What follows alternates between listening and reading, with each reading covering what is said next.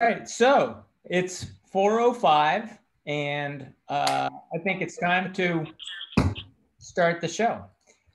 This is episode 21 of Boroughs and Burbs, and I'm very excited to introduce our two guests, Anna Shagalov and Bo Poulsen, who are part of the Poulsen-Shagalov team in Manhattan. And I believe your particular expertise, Bo, is eco-friendly and energy-efficient buildings. So we're going to talk a little bit about that. And I think Anna Shagalov's particular expertise is, tell me if I'm wrong, the lower half of Manhattan. Yeah, I mean, when you do this as long as I have, it's kind of all within the realm of expertise at this point. But thank you. Well, I heard that you were particularly good at the lower half of Manhattan, but then Roberto said, but then again, she sold $30 million in the Benson. So I guess she really is expert at the whole island. Well, that was Bo's contact actually. And it was from since the time that Bo and I paired up, it's been a team effort. So. All right, so I'm going to put the Benson on the screen, and why don't you tell us a little bit about the Benson and why it matters? Wow. Why does it matter? It matters because Neftali's listening. It matters because there's very few well-designed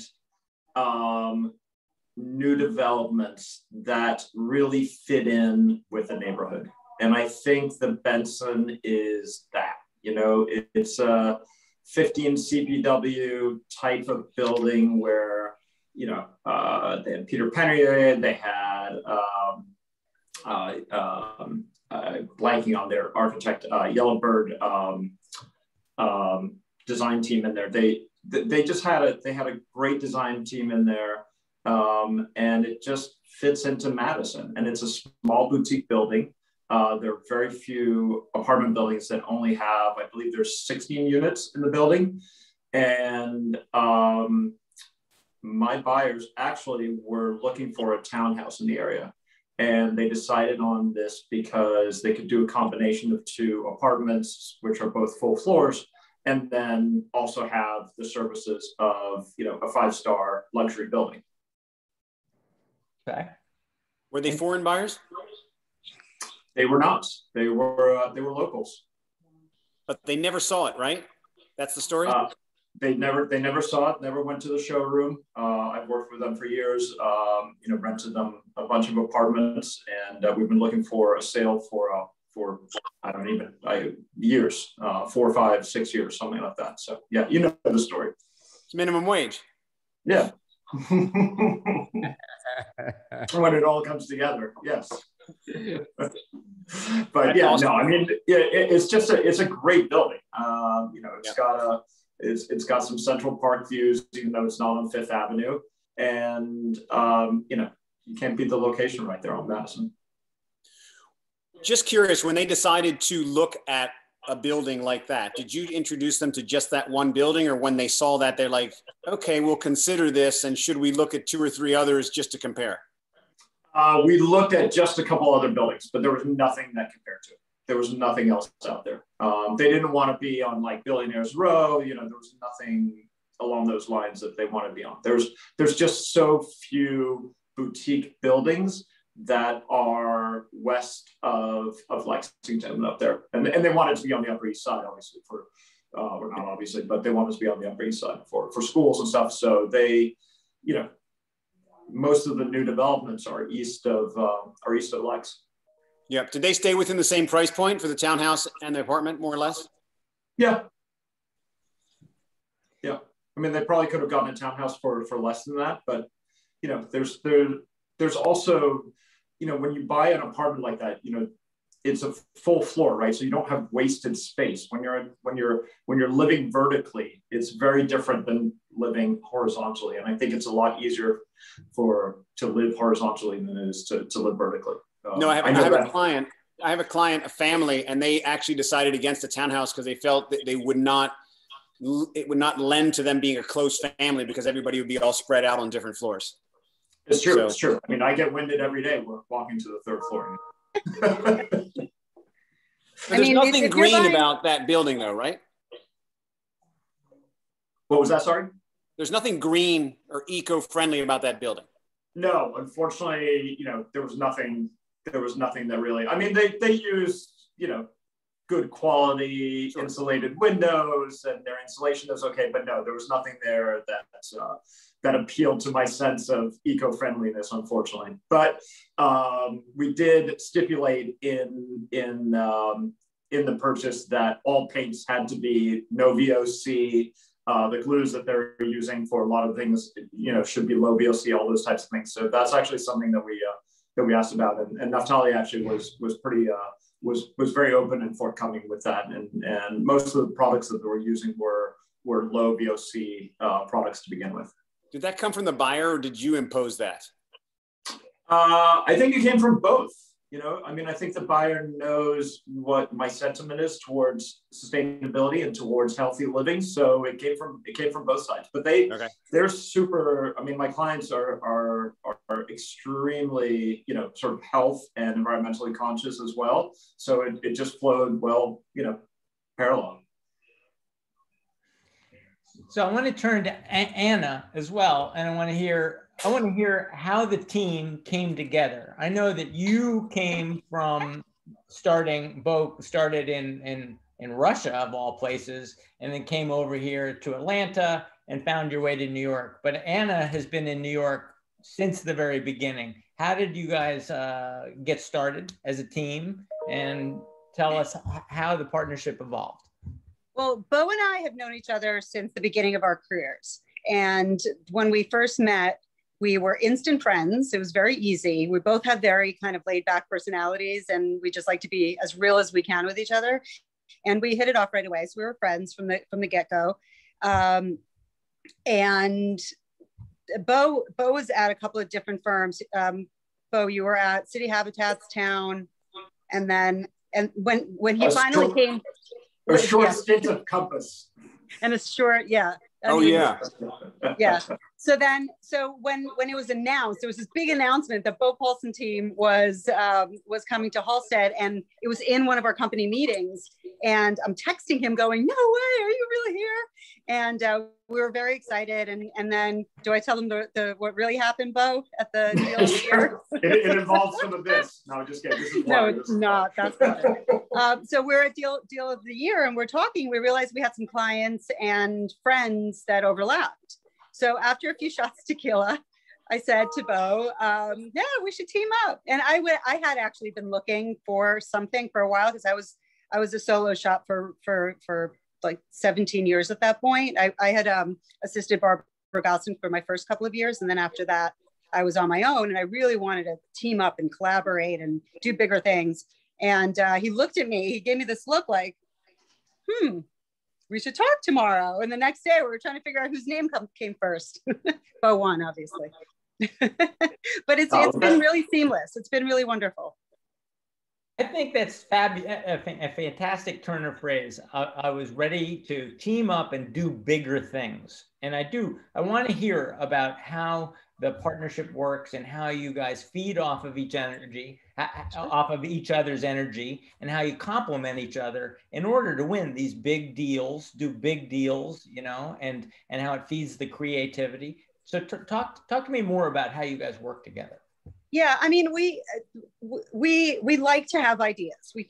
We like to say we think outside the box. We're like sometimes way outside the box that you almost have to reel us in, but we like to keep things really interesting and creative, just a little bit. We like to keep things interesting. And for me, I had all these ideas, but I didn't have the courage to do these things on my own, because there's a lot of financial expenses that you have to deal with on your own. And if something fails, and there's also just the collaborative efforts that I was really, really missing. And I know Bo's work ethic. He knew mine. We had done some deals together in the past.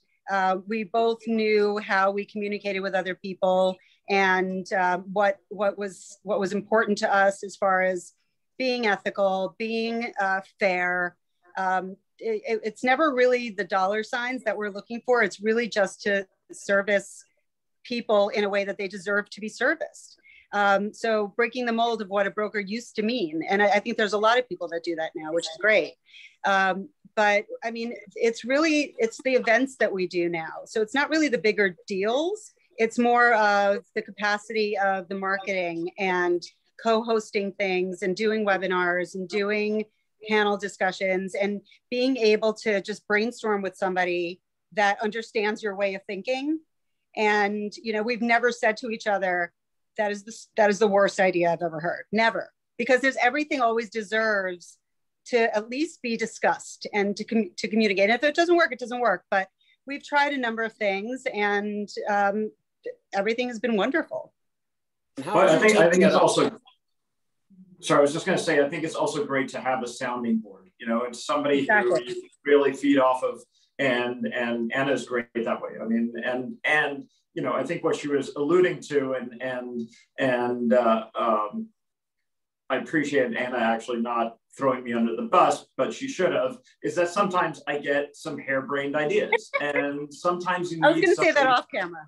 Sometimes you need somebody to like reel you in and be like, listen, let's focus on the most important things. You know, where do we need to focus right now, especially like during something like a pandemic and things like that, where, you know, where's our core business, and you know, how do we refocus on that? Because real estate's a roller coaster. I mean, you know, you guys know all the emotions we go through and everything like that. You know, we're always on a constant roller coaster. And so I think it's great to have somebody who can sometimes also like give you the hockey check and be like, whoa, all right, slow down there. You know? But I've never called any idea stupid. Never. No. Not yet. No, never said. So how are you guys set up? You guys are the two principal people in your partnership, and then you have who kind of tiers down from you? We have Kristen, who's our coordinator. So she basically takes care of, you know, everything that we have. And she's transitioning over to being one of our main agents as well, because we're bringing somebody new in that actually just started.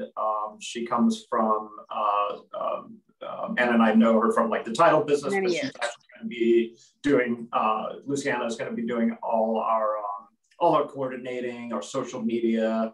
She was in legal, she was in title. She's very well-rounded when it comes to real estate. Yeah.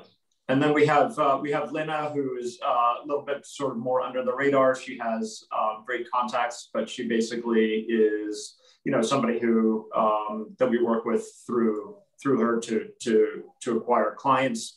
And then unfortunately lost one of our very good agents, Zoe. She's Australian. She had to move back to Australia.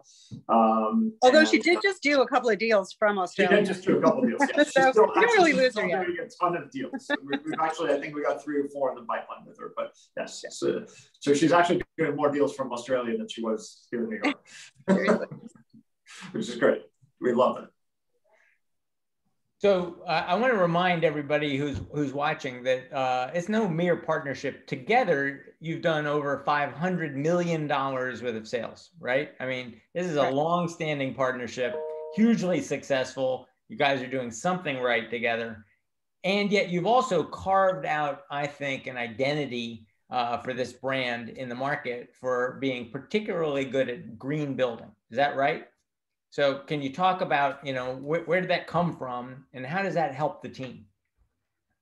Well, I think that was one of those things that was, you know, part of the collaborative thing. You know, when Anna and I first started talking about, you know, partnering up together, I was already sort of very focused on trying to promote green buildings for developers. And it's a difficult thing to do. It's not easy. And Anna sort of fit really well into that because she was like, I know people who are trying to do this and I want to do the same thing.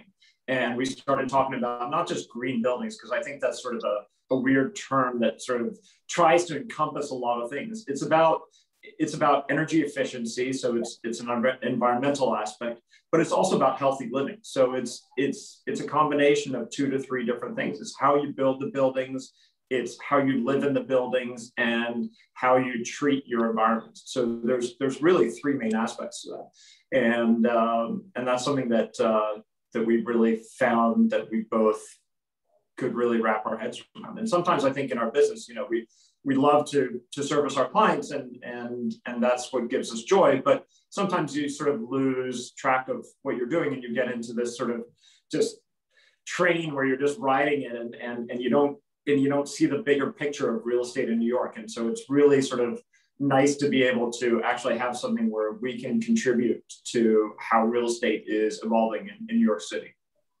And there's also development. Sorry to interrupt. A lot of the materials are now just much easier to find. So to bring this concept to somebody years ago, it would have cost them a lot more to put these ideas together into an actual building or product to deliver.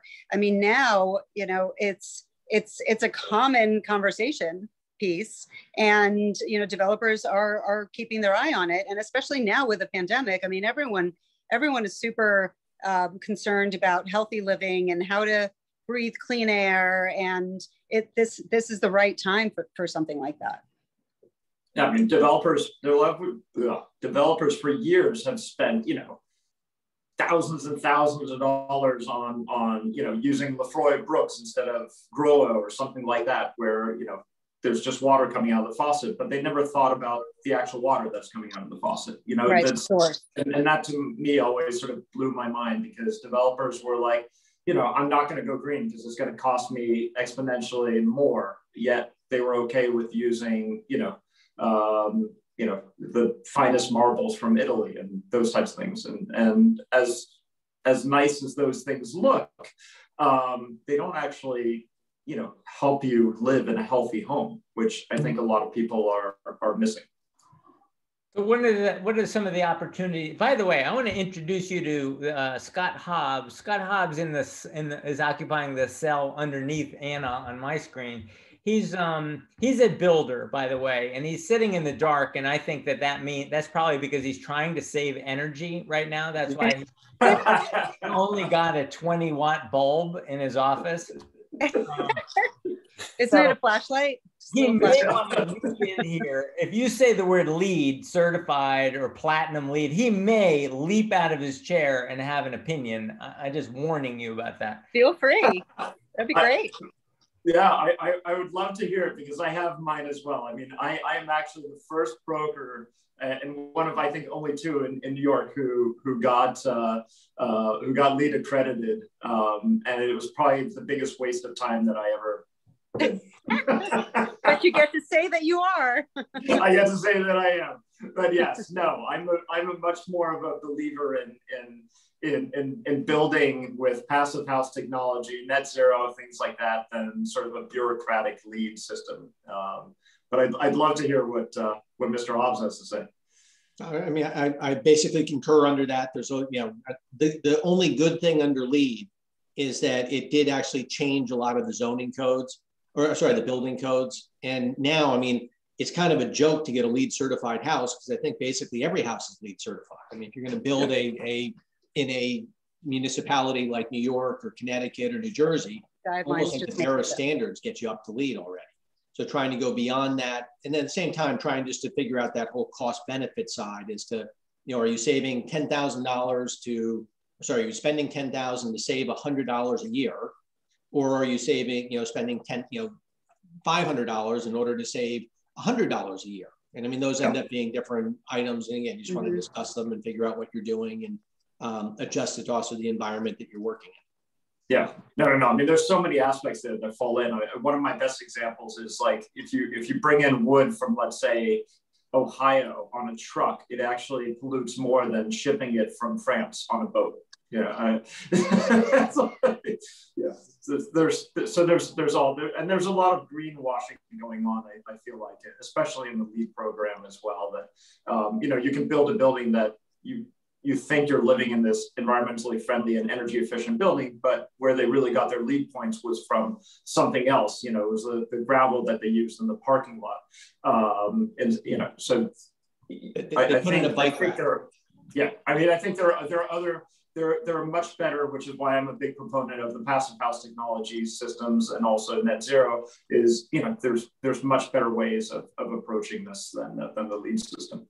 When we talk green, are we just talking about materials, or are we talking about a method of installation, labor, and is the labor more expensive to, you know, to use these items? Do you need a certain expertise?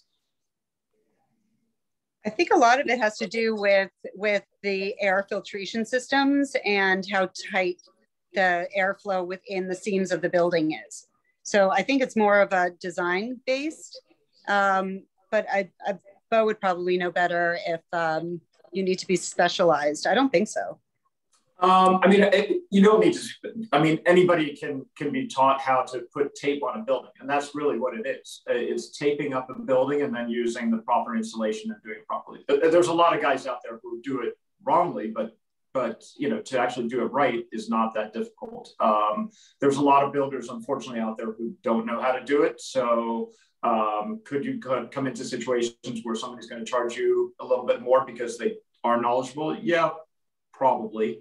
But that's just a supply and demand situation right now, where the demand is a lot higher than the supply of these guys. When I first did my house, for example, which was a passive house, I got 2 quotes from normal builders without doing a passive house that were higher than my passive house construction guys. Define passive house. What's that mean?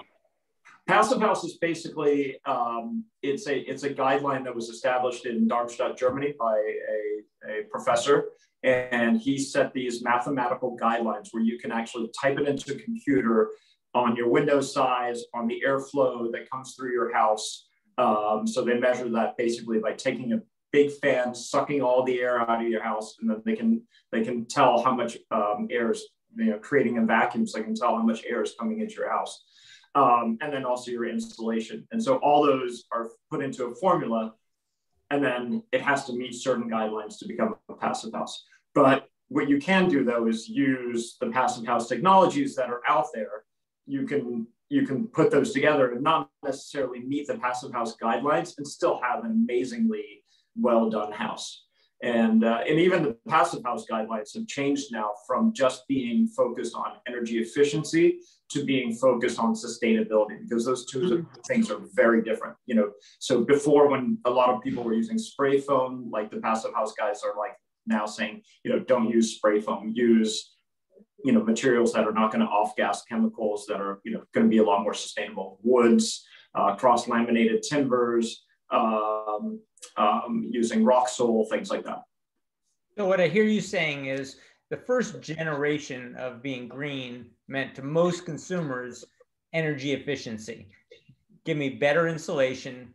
Let me consume less energy. Let me insulate my windows, insulate my walls. The next phase was not only saying I want to use less energy, but I want cleaner air, and yes, whether that meant low VOCs or taping or other methods. I want air quality. Yeah, that's the second wave. What's the next wave? I mean, I can show you this really quickly because I brought some props if you don't mind. But this is a New York house in Brooklyn, and this picture here shows after a month of using the air filter. So this is incoming air into the house, and this is what the new filter looks like. This is another picture of one setup in the bathroom. Yeah, I mean, I think that was just a picture of my windowsill. Yeah, I mean, so that is the air that you breathe, and it's not just the New York air that's polluted; it's also the air inside your home. So most couches, carpets, all those things are old paints, things like that, are off-gassing for years and years. So all those chemicals are glues that we used in your house to put everything together. When you lay down floors and it's a floating floor, you have all this glue down there that's polyurethane, all this stuff, off gases. And when you're building airtight houses, you definitely notice that. You will smell it, and you will, you need to get rid of those things. So the amazing thing about living in an airtight house is that you have to bring in air constantly. All right. Sorry about that. How much is it? How much are they asking for it? Do you have to sell them on the, or are consumers sufficiently sensitized to this that they're coming and saying, I want a healthier building. I want a healthier house. Scott, I want you to build me something. What are my options? Are they asking for it yet? I know that in the world of cars, we all get, the choices for a Tesla. We know what the cost of the Tesla is. We know what the subsidy is. We know how much gas it's going to save us. The world's been educated. I don't think that the world's been educated on green building, and I don't know that they're asking for it yet. Are they? I don't think they're asking for it yet because when you're coming into a place like New York City in particular, you kind of, you have your selections. And the majority of these buildings are just, they don't meet those standards. A lot of the new buildings coming in, and we'll discuss one that we're bringing to market, have that option. They can do that. So I think for somebody to come in and say, I only want a clean building, I only want an environmentally friendly living situation, I want a clean living situation, they're going to have maybe 2 or 3 buildings that are options for them. So they're not really coming and saying, this is how I want to live. But if they're looking, at the scope of what's available to them, something like that will probably come up in their search, and that's when they'll have that option to say, you know what, I didn't know that this was an option for me, and now that I know about it, this is much more meaningful to me than living on a particular street or having however high ceilings or whatever it is. And I think that people are getting a lot more educated. It started with the cars, and it's a conversation. I mean, with global warming and all of that, all of this is just a conversation that people are having more and more and more, and they're getting educated. Anna, will people pay a premium for that? I think so. I think, but at the same time, I mean, when we're comping our building, we're not really adding a premium for it because we don't really believe that you should have to pay for clean air. We pay extra for clean air, but you are buying a newly constructed building, and there's a premium that comes with that. So I think that you can probably add a premium to it. Does it cost more to build? Does it cost more to build right now? Now, it's a tough question. I mean, yeah, I would say it's pretty close to parity. I would say it's maybe you're looking at a 5% increase, maybe, but it's close to parity. It depends on what you're doing. So is that a 5% increase that a developer would say, look, let's do this, so I got to build in that 5%? Yeah. I mean, there's definitely an economic aspect that people always think about, and I think where the developers miss the point is that I think that I think Tesla is the example, right? Nobody thought that they needed a $60,000 electric car 10 or 15 years ago, when the only option out there was a Nissan Leaf 1.0.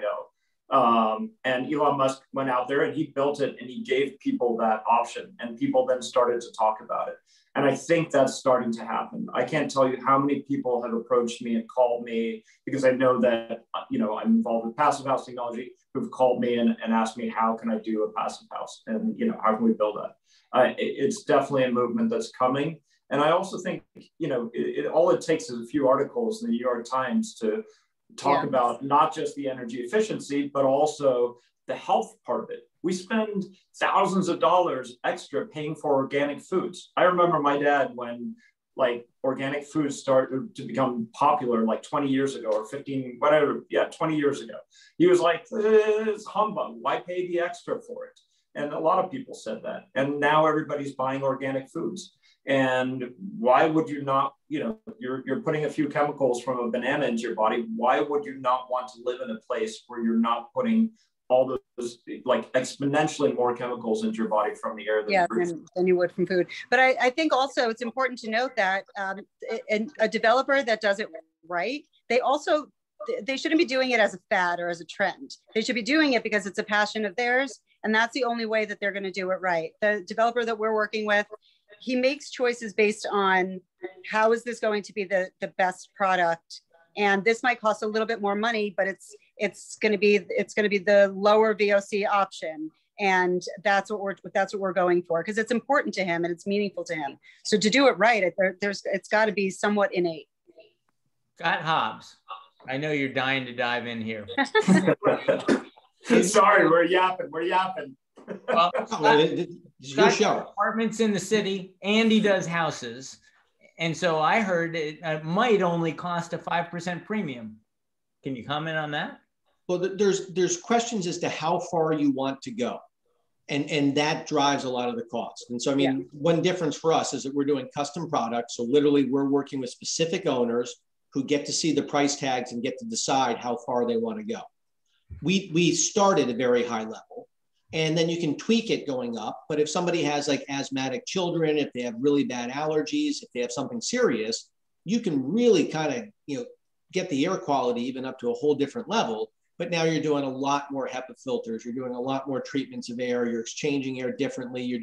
It has to be a little bit, you have to do something different that can add to the cost. On the other hand, like spec builders, it's not unusual for a speculative builder in a house to have a mechanical system that costs half of what we would start as kind of our basic model inside of the homes that clients want from us. So you're still allowed to go ahead and not do things the way that you really want to. And I'm sure that happens in the big buildings too. I'd say one slight difference is, of course, in the bigger buildings with 30 or 40 or 50 or 60 apartments or 100, there's an ownership element to the overall efficiency of the building that hopefully they end up taking some sort of understanding.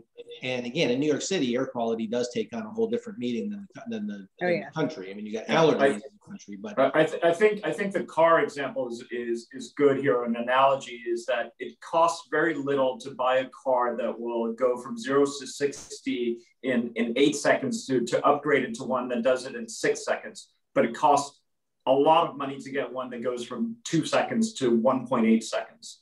And I think it's the same in buildings like this. I mean, you can really, you can add a lot to buildings. We were just talking with our developer this morning and with our architects, and he was saying, we've been thinking about adding this LED UV system into the building that basically kills all the viruses in the air ducts. And I was like, that sounds great, but it's going to cost a lot of money. And what is it going to give you at the end of the day? And those types of things, I think, it's like going from waterworks up to Lefroy Brooks, right? I mean, that it costs a lot more, but is it really? It's still just getting water out of the faucet. And I don't know if it looks. And then there's also better, but there's also the maintenance aspect of something like that. I mean, to maintain something like that and keep it clean, that's a monster of a job. Yeah. So when I've asked Scott, let's get specific on our choices here. When I built my house 5 years ago, I decided to do geothermal heating and cooling because it would save me money over the because it was an economic decision, and the government was offering 20% tax break, so I could write 20% of it off. So that was an easy decision. But when I went to Scott and I said, well, what's the next level up? He said, well, you would get air exchangers. You would want to bring in fresh air. You wouldn't want just a sealed envelope. You want to exchange air and get new fresh air and conditioned. And you have to. You want that? And I was like, I don't think I need that. I mean, I don't think I need that. The next level is, do you want your air humidified? Do you want the humidity control so that in the winter, the humidity doesn't drop too low, and in the summer, go too high? And I didn't appreciate, right? So I can appreciate the economics that I can measure. But I can't appreciate the healthiness, which is what you were talking about, the healthiness of air scrubbers and humidifiers and air exchangers. So I still think they're not well understood. They're not well understood by me. I do have fancy filters. My filters cost me $60 each. They're like 5 inches fat. They're like MERV 12. And then I swap them out every 6 months. And then I feel like, okay, I did enough. I don't need to go to, I don't need to go to the 1.8 second, Yeah. You went to like 85%. Yeah, no, which is fine. I mean, it's fine. The only thing you have to be careful of and that I really want to like tell everybody out here is, and this is the mistake that a lot of like construction people and developers and homeowners are making right now, is that they're going in and they're using, for example, zip systems, which are these boards that go up, they get taped up, and you can actually seal a house pretty easily and very inexpensively with them. And what happens is that sometimes you seal up the houses and you do need to have airflow. And if you don't have the airflow, you will get mold. And so this happened back like 20 years ago in Germany, which, you know, like every other house that's built now is passive house standard. But 20 years ago, a lot of guys came out and they didn't know what they were doing. And there was a huge crisis because all these homes had mold in them. But you need to, yeah. So if you're going to seal up your house, we have that hyper insulated, you need to have an ERV that circulates fresh air into the home, but which is also amazing because when you're like sleeping, all you do is breathe out CO2. Your bedroom is just filled with CO2. Fresh air coming in every day. I only need to sleep like 2 hours a night because I've got fresh oxygen coming in my bedroom every night. It's amazing. Like, look at me. I'm like the freshest guy around. That's so light a match in there. So is that why I'm not selling $500 million? Because I'm not getting enough fresh air? And you're not getting enough oxygen. That's the problem. Yes. Now I know. Yeah. See, that's why in Colorado they have oxygen bars. And I never understood that. They have like oxygen bars, you know, up in like Aspen and stuff. They charge you like, you know, $500 for an hour of sitting there and sucking air. So let me just ask, we're talking a lot about employing these things, but it's all from a development standpoint, a new development. What if someone lives in a pre-war building or even a post-war building, but they want to live cleaner? They want to live, you know, more sustainably. What can they do within their own apartment, or can they not, to go down this path? I think it's difficult. I mean, I think what you can look at is you can look at the materials that you are bringing into your home. So if you're going to sand your floors, you know, do a natural oil finish. Don't do a polyurethane finish.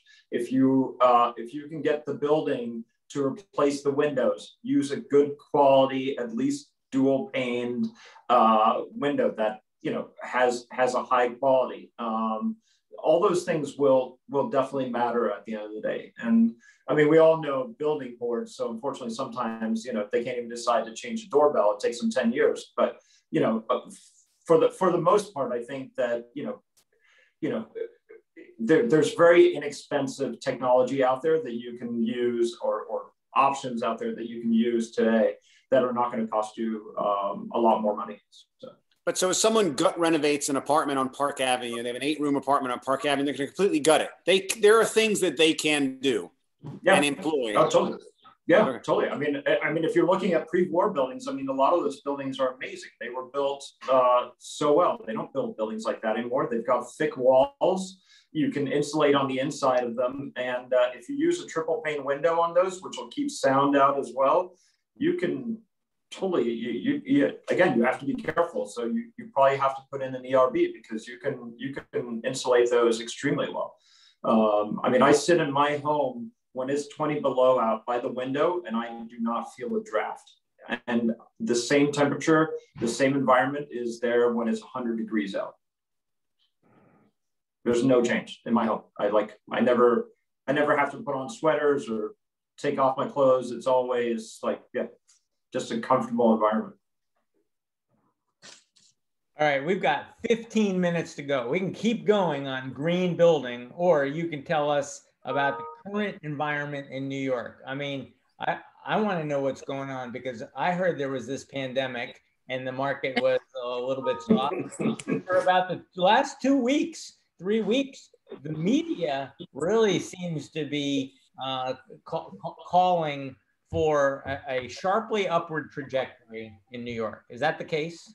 Absolutely. It's been the case. It's been on the way up since December. And it's, I mean, a true New Yorker doesn't give up on believing in New York. So we believe in New York.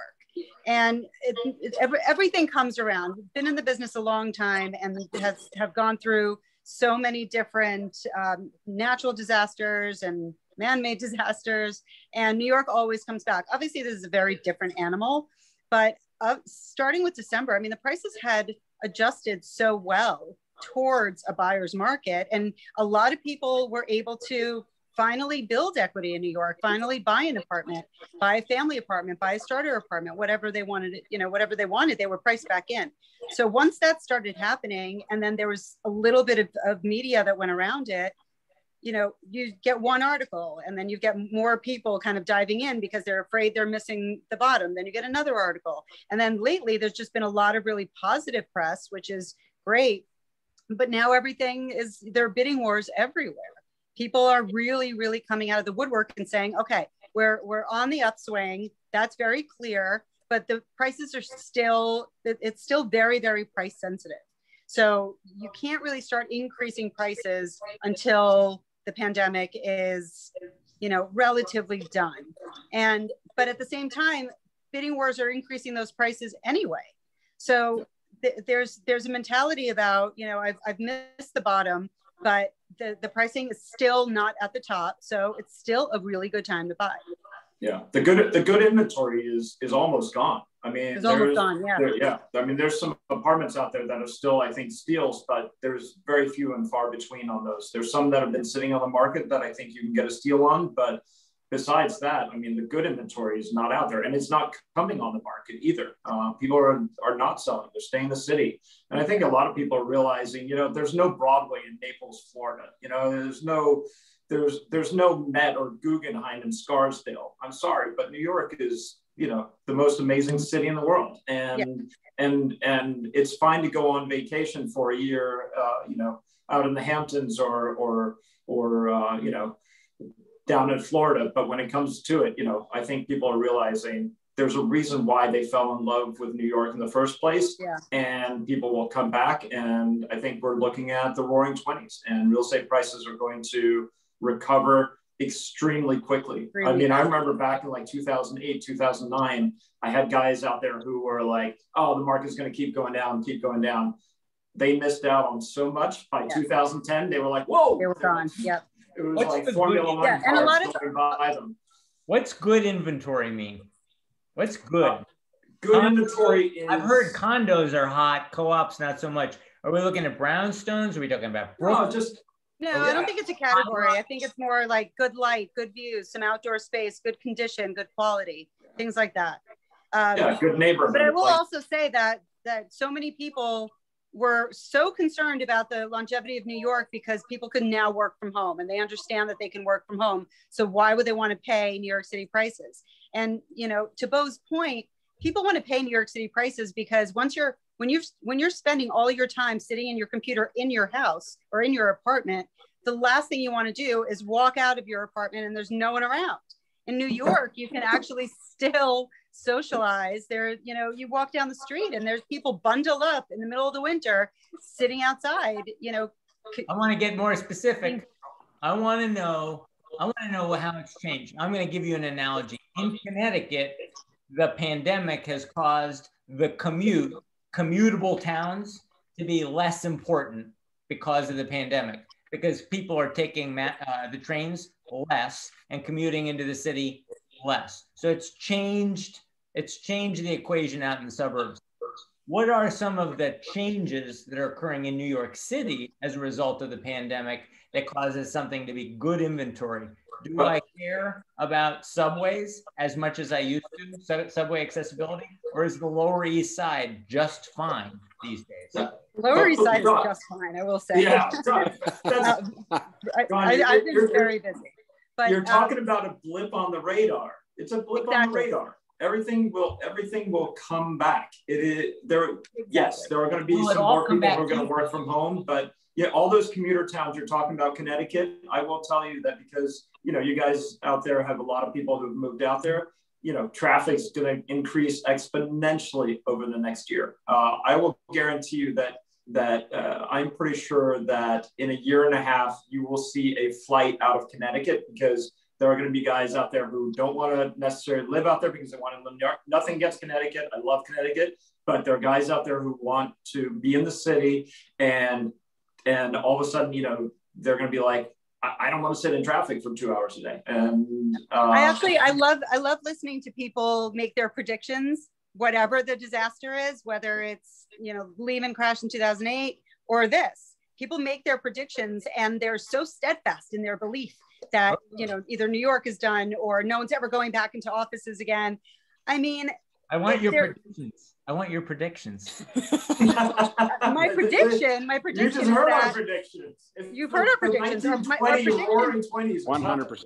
Yeah, I mean, I think it was hilarious that Jerry, remember that article Jerry Seinfeld wrote, and it was in retaliation to, I forget who wrote something about New York. Comic guy who owns Stand Up New York, and he's a finance guy. Exactly. So it went back and forth between them a couple of times. And I mean, it was fascinating because you can't make these, or you shouldn't make these big predictions in an unprecedented time in our life. We really have no idea, or we had no idea how things were going to pan out. But at the end of the day, I mean, New York is still going to be New York. Broadway's always going to come back. I mean, to me, that it was just, it felt really silly when people were to make those predictions and say that, you know, something that's such a monumental part of Manhattan is just never going to come back. But Anna, in that itself, you are also making a prediction, which I'm a believer in New York like nobody's business. And it's our collective predictions that are trying to change the narrative, which is making everybody feel that, you know what, it's okay. It's okay. Everything's cool here. Well, I mean, the negative predictions were all just very short-sighted. This is what's happening right now. And if things don't change based on what's happening right now, then sure, those predictions could have come true. But we all knew that at some point, this was all going to come to an end. We're not there yet, but we will be. And to have that long-term belief, that's really, I don't think it's a prediction. I think it's just a hold on, take a deep breath, people. Sure. Everything's going to be fine.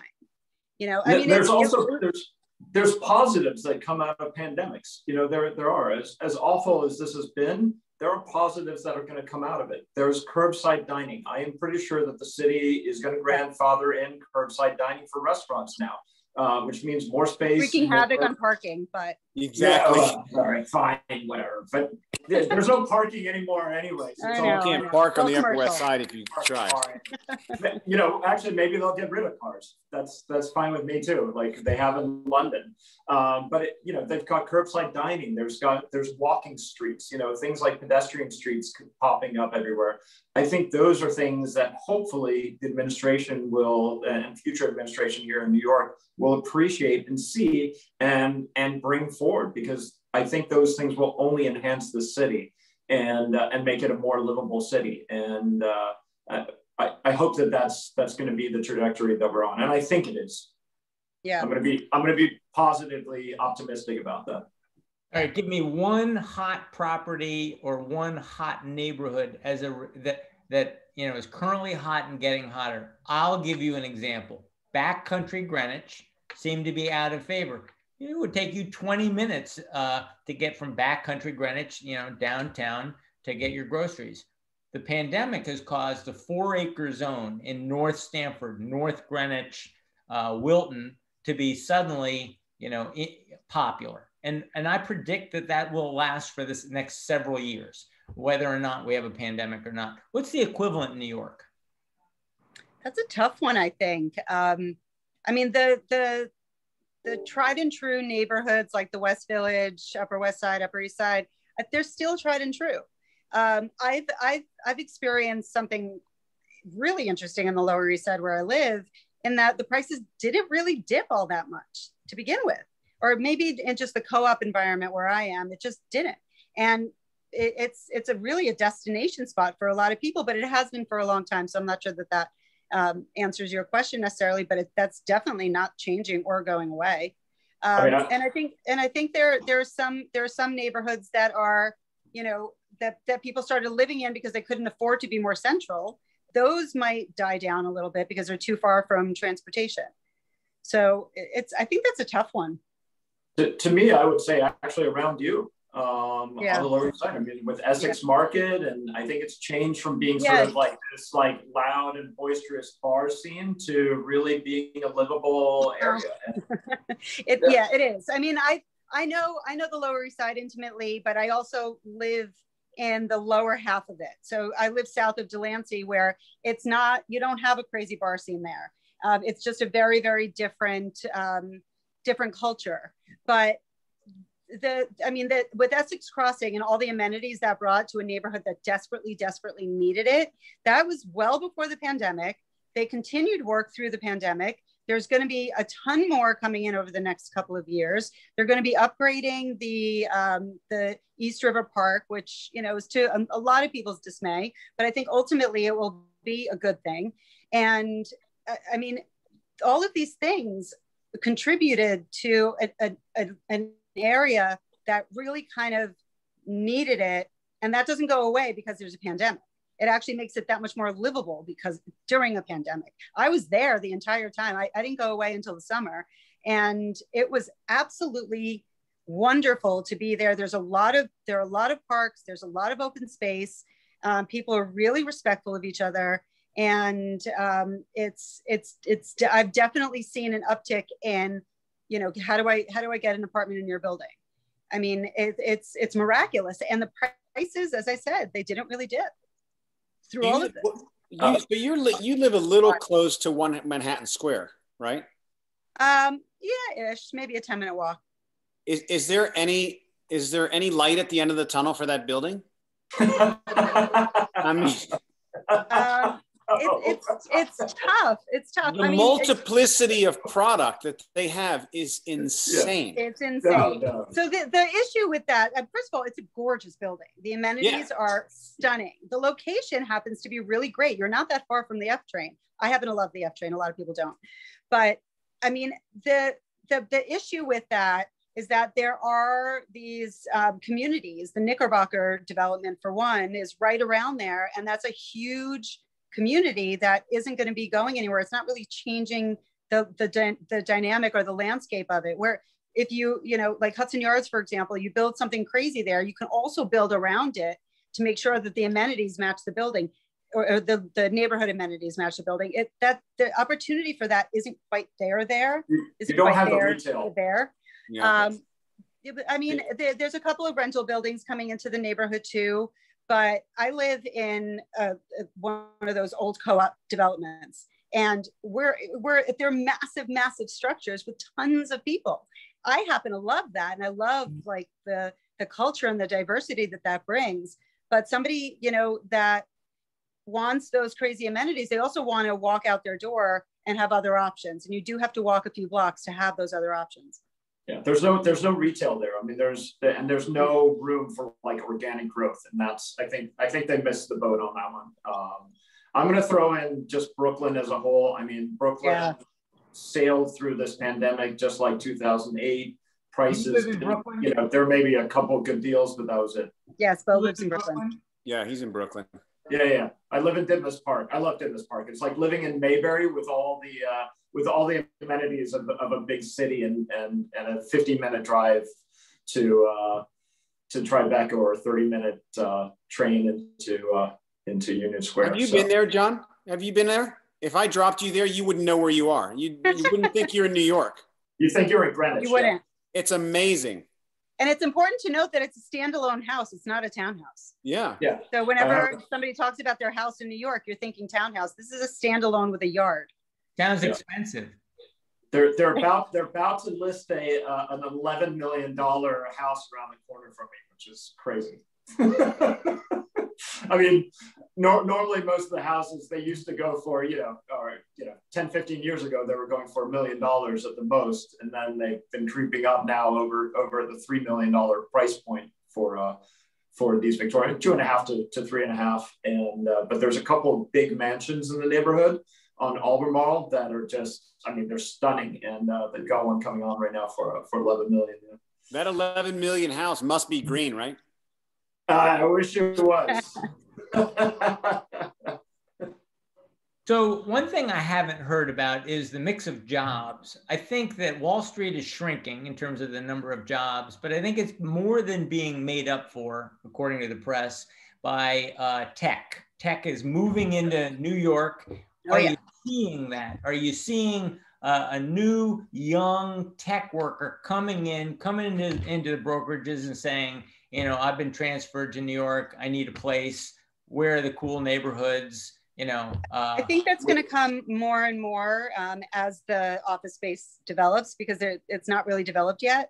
There are some, you know, spaces for Google, but the amount of office space square footage that Google, Amazon, IBM has committed to is extraordinary for people that really could probably work from home. Several million feet. Yes. Oh yeah, no. We have a small rental. Yeah, so once that's built, we're going to see a lot more of it, but a lot of it is still in the works. Well, we have a small $3,000 rental in Chelsea, and every third person coming through there is a programmer, either for Facebook or for Google.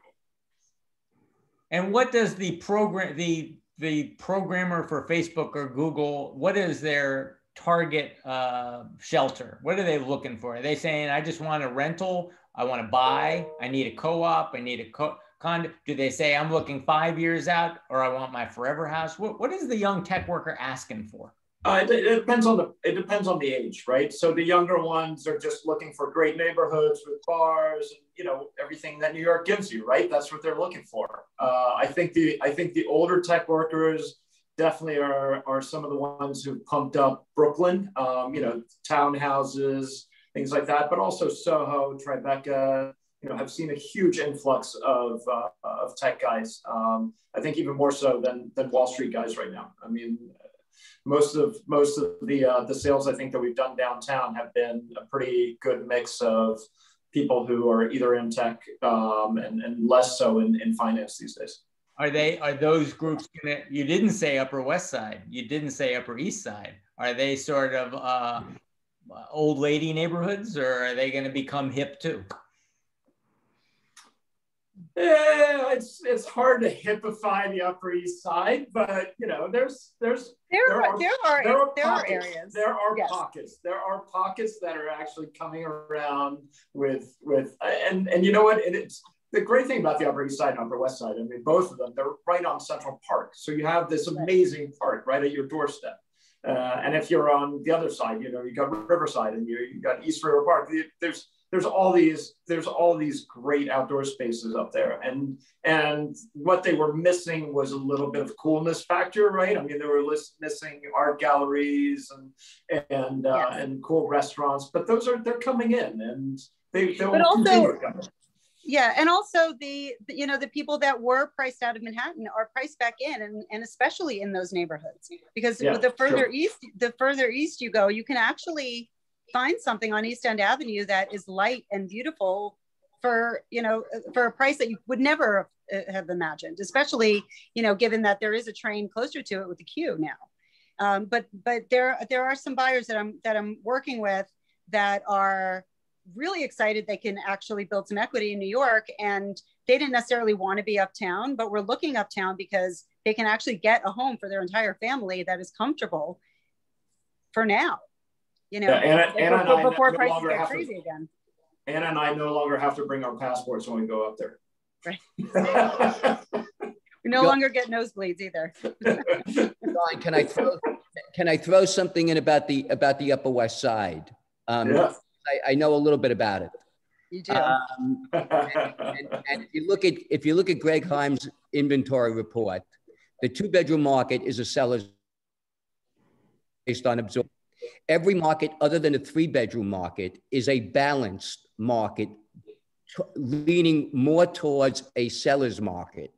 By the end of May or the beginning of June, it will be a seller's market in every market on the Upper West Side, with the exception of the 3-bedroom market. Agreed. So, and it doesn't have the cool factor for a very good reason. It is not supposed to be a cool neighborhood. It is a family neighborhood. It has, you know, people talk about Central Park. The heck with Central Park. You want to go to a park, go to Riverside Park, where nobody goes. And lastly, and please take this the right way, John, okay? And anybody from Connecticut, because I love Connecticut. But you guys needed a pen of a market, out of the hell of a market. We're not worried about the pandemic.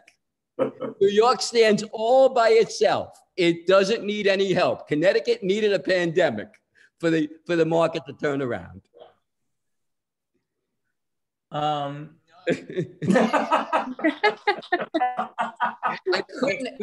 had to defend New York. I had to defend New York. It's hard to stump John. Yeah. No. But I want to tease out of that. So if I'm in the market looking, what I hear you saying is that in a balanced market, you talked about a whole lot of sellers markets, but you said there's balance in the 2-bedroom sector. That to me means sellers market. Everything else is about. Okay. Except for the 3-bed market, which is still a buyer's market. So the studio market. So I can get my deals uptown. All the deals, I should start uptown if I'm looking for a deal. I'm not going to get it. For the most part, yeah. The inventory on the Upper West Side, one of the things that's helping the Upper West Side is the inventory is very tight. Yes. Yeah.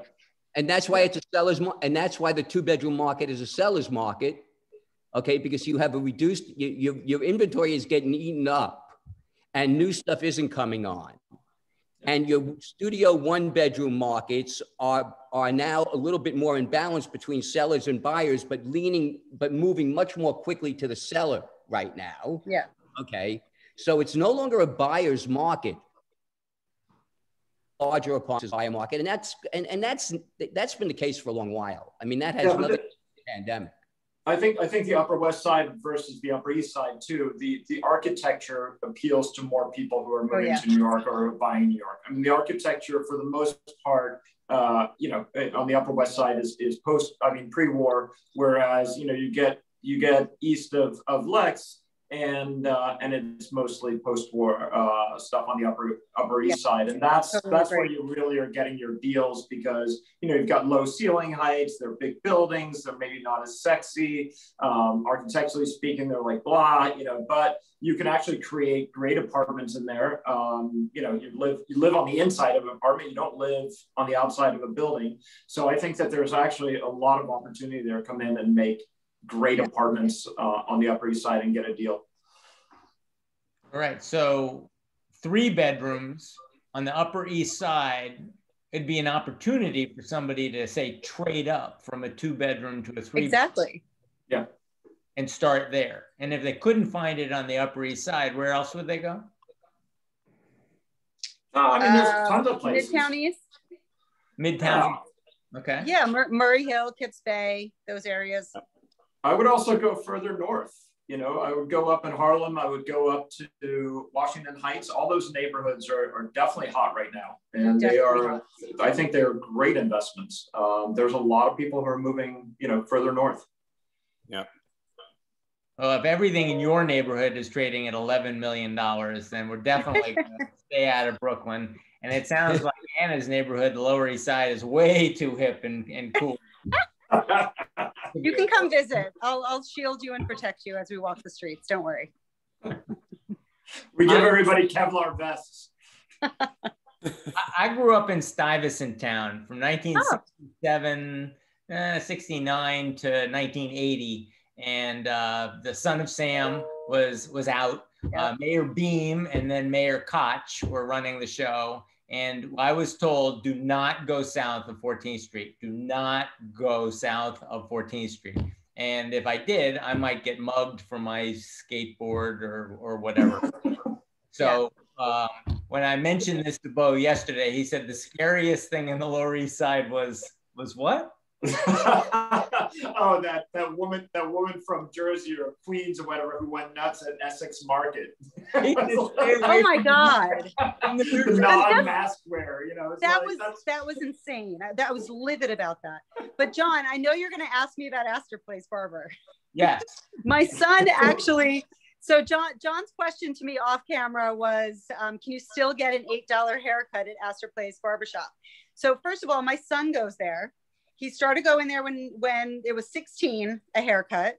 It is now up to $23 a haircut, which is crazy. $23. John, you're priced out. And it's seriously. But I will say that this is a kind of nice story to maybe wrap on, because Astor Barber was going to close because of the pandemic. There was no business to be had.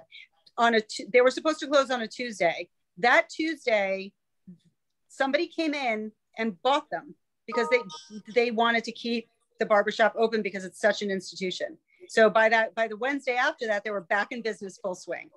Literally, it happened overnight. Wow, that's fabulous. Isn't it great? But now we bring our son somewhere else because it's too expensive.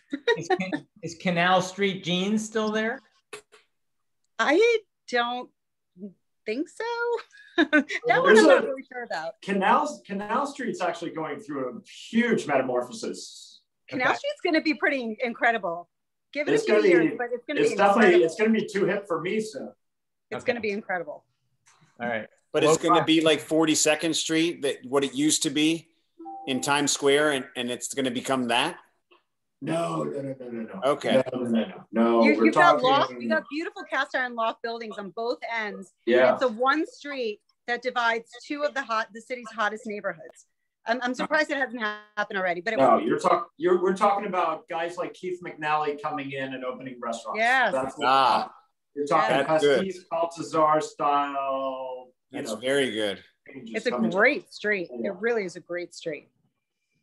So if I want to make a 20-year bet, I might look in that neighborhood, because you're saying that I don't necessarily need the deal of the year, but if I'm sticking around for 20 years, I should look downtown, because some of these fabulous restaurants are coming in, and it's just what you have in a lot of these buildings, especially along Canal, is rent stabilized tenants who have been there for 40 years. I would buy those lofts, wait for them to kick it a little bit or a lot, or just buy them out. But at some point, if you just buy them, let those people live their lives, those will be worth so much more money someday. Yeah. Look at Tribeca. Tribeca used to be like 3 blocks by like 7 blocks. Now it's like 200 blocks by 500 blocks. I mean, it's all expanding, very quickly down there. Broadway south of Canal, right there. That stretch has really changed. One of my colleagues used to call it, because people would say, "Oh, this is Tribeca." He's like, "No, that's Tribeca stand." 10 Yeah. So it's but that's got a lot of runway. Yeah. And it's beautiful. Yep. Oh, I love ending the show with a tip, like a big secret. Like, I'm going to go take Wall Street winnings, and I'm heading down to Canal Street. I love this. All right. And everyone on the show gets 10% of your earnings. Thank you, Anna. Thank you so much for having us on. Thanks, guys. Thank you so much. All right. And Scott, good to see you. Michael. And to have a cup of coffee with you down on maybe Astor Place. Hi, Roberto. Absolutely. It'd be my treat. It'd be my pleasure and my treat. Hi, Michael. Hi, everyone. See you guys. I want some love too here. Hi. Hi, Tammy. Hi, Tammy. Johnny. We'll see you. Hey, we apologize, Tammy. It's the New York crew. Okay. I'm a loyalist. Connecticut love. We love Connecticut. I'm a loyalist. John knows I'm a fan. We love Tammy. We love you back. Mwah. I have a showing in 2 minutes. I got to go. Bye, everyone.